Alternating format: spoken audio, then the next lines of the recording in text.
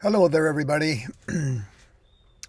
It's Monday, April 22nd, 2024, and I just want to go over a few points here with you with regards to the end times and Israel and just the current situation of what's going on here in the Gaza Strip and Iran, etc. I'm very much involved in hunting down news, let's put it that way. So here's what we have to do is we have to basically agree on certain principles. We have to agree on the fact that a great portion of the Old Testament talks about Israel's sins, Israel's infractions against the commandments of God, and the punishments that Israel suffered because God wanted to correct Israel. As a loving father, he corrected Israel through the ages when it was wayward. And it did that by using other empires, other countries in the area to wreak havoc and destruction on Israel. Can we agree on that? Um, I hope so. I hope so. The other thing we need to agree on is that we are living in the end times, correct? We are living at a time when there's going to be a lot of things happening, starting with a rapture, this incredible event, metaphysical event that defies description, that has been documented, and even the Illuminati have a rapture card in their game, their card game, and the Simpsons have predicted it. And we have hundreds and thousands of people that are having rapture dreams of the rapture, even little children. Okay, can we agree on that? Okay, we are living in the end times. Can we agree that the Jews are precious in God's eyes? They are the apple of God's eyes. Can we agree on that? Okay? All right, good. Can we agree that the term Israel defines 12 tribes, not just the tribe of Judah, the Jews? Can we agree on that? Okay? Let's agree on that, please. All right. Can we agree that Abraham had married Sarah and also her servant Hagar, and after the death of Sarah, Abraham married a second wife, Keturah? Now, with all these women, he had children. Can we agree on that? Okay?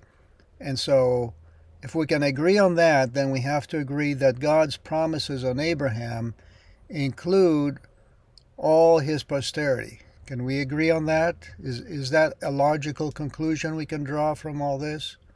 All of his children, not just the Jews. Okay? Can we agree on that, please? All right. All right. Can we agree on the fact that there was a nation in Khazaria that wanted to escape destruction, and so they became Jews? We call them Khazarian Jews. Okay? These are not from the tribe of Judah, these are Khazarian Jews. Okay? Can we agree on that? Is that okay with you? All right? Good. Can we agree that there's true Jews that are opposed to the Zionist so-called Israelis? Because there's been a lot of headlines about the true Jews being opposed to and protesting against the Zionist Jews. Can we agree on that? Okay, good. Can we agree that the formation of this nation Israel was a monumental event in 1948. Monumental event. Can we agree on that? Okay.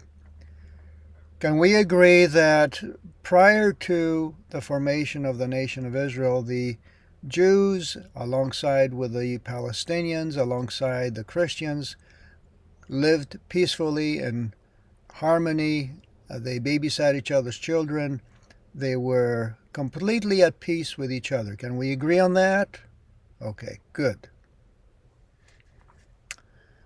Now, can we agree that the Zionists, when they came to this part of Palestine, created havoc, destruction, misery for the Palestinians in what's referred to as the Nakba? 780,000 Palestinians were shoved out into the desert. Can we agree on that? Okay. That would not have happened if the Jews were still there. But the Zionists who immigrated from Europe and decided that this is going to be their land and their land only, decided to create misery and havoc for the Palestinians who were there long, long before the Zionists showed up. Can we agree on that? Okay. Can we agree that, for all intents and purposes, all the Arab nations in that region, including the Palestinians, are descendants of Abraham? Can we agree on that? Is that logical? Because you have to understand, these people lived there for ages, okay? They didn't just show up out of Europe. They weren't Chinese. They weren't African. They lived in the Middle East, okay? Can we agree on that? Okay. So now we have to go a step further. Is this state called Israel a signatory to the Geneva Convention? Yes.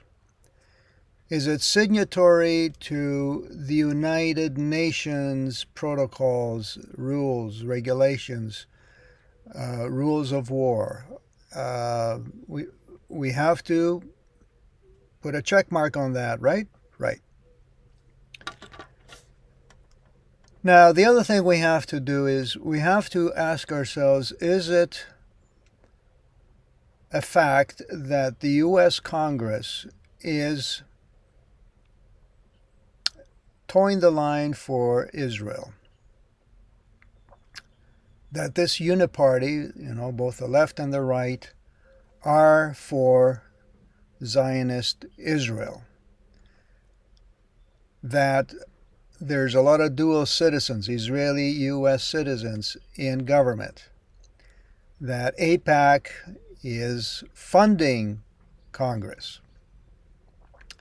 Beyond that, we have to agree on this first. Can we agree on that? Let's agree on that. Can we agree also that members of Congress are blackmailed? In other words, they are put in positions, compromised situations, where the reputation can be completely destroyed if a video was revealed of what they have done to certain parties, let's say children, women, etc. Can we agree on that? Because we have the evidence right here, okay? That this is a matter of fact. So, can we agree then that the people of the United States have lost control of their nation? Can we agree on that? Yes. Okay. So here's what's going on. The IDF has declared their next move, which is going to be the invasion of Rafah. And we have evidence of this right here.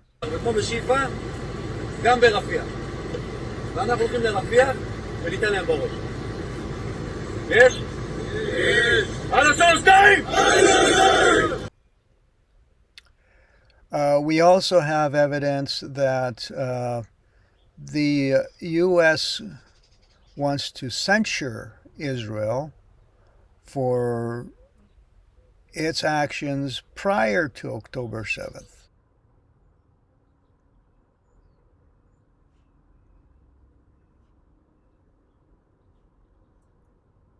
Prior to October 7th, not after October 7th. It wants to censure a division of the IDF. Now, only prior to October 7th were there any contraventions of rules, okay? After October 7th, everything was just fine. Okay, that seems to be the narrative here. The U.S. is only concerned about what happened in the West Bank prior to October 7th.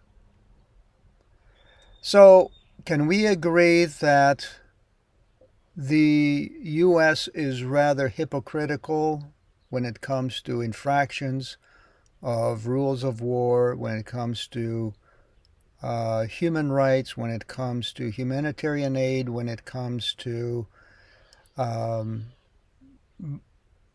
creating a peaceful environment for an occupied territory, because Israel is the occupier.